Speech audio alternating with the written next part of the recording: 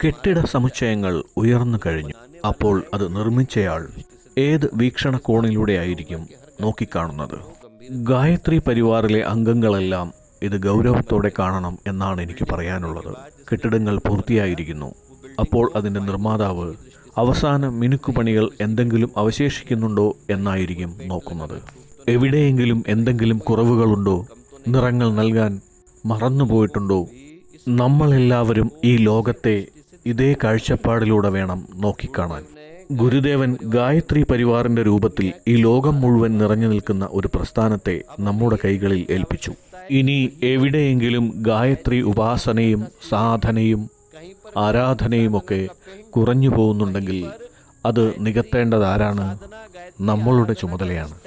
ഈ വലിയ പ്രസ്ഥാനത്തെ സംരക്ഷിച്ച് നോക്കി നടത്തി പരിപാലിക്കേണ്ടത് നമ്മുടെ ചുമതലയാണ്.